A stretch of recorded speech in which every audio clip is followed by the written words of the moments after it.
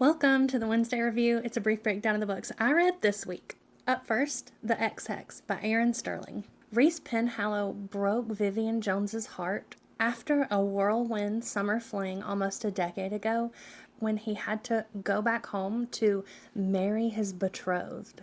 In a moment of heartbroken, grief-stricken revenge, Vivi broke the cardinal rule: don't mix vodka with magic. And, with the help of her cousin, they put a hex on Reese, all in good fun, of course, that would make his dating life miserable. It was all fun and games until they found out that the hex wasn't as harmless as they first thought. Up next, The Magnificent Life of Marjorie Post by Allison Pataki. This is a historical fiction book about a real lady.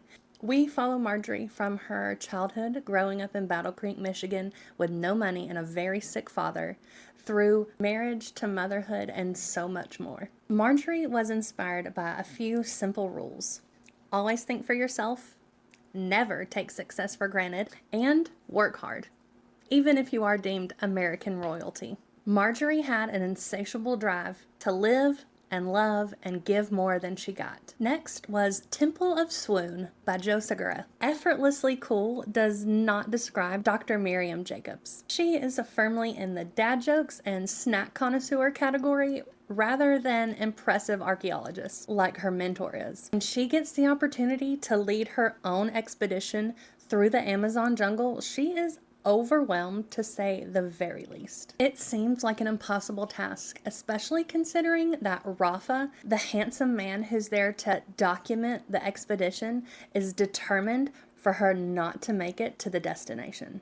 My fourth book was The Things We Leave Unfinished by Rebecca Yarros. Georgia is in a rough patch. She's lost her great-grandmother, legendary romance author Scarlett Stanton, who raised her, has divorced her trash bag of an ex-husband, and now has to trust fiction's golden boy Noah Harrison to finish her grand's last book, which happens to be her love story. We get to read Scarlett's love story through the letters that she wrote to her son, just in case her and her husband didn't make it through the war. And we get to see Georgia learn and grow as she reads her grandmother's story.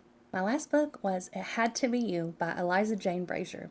Eva and Jonathan are meant for each other, and after a chance meeting on a train, it is painfully obvious that they are never going to see each other again.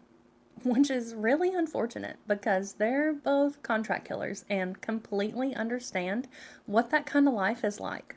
Months go by and Eva gets a new assignment. She's now contracted to kill the one man that she thinks could be her soulmate. Funny enough, he's contracted to kill her too. All of a sudden, you find yourself rooting for two people to fail at their job. As a rom-com girl through and through, and with Valentine's Day being just around the corner, I would love to hear what your favorite romance books are so I can add them to my TBR too.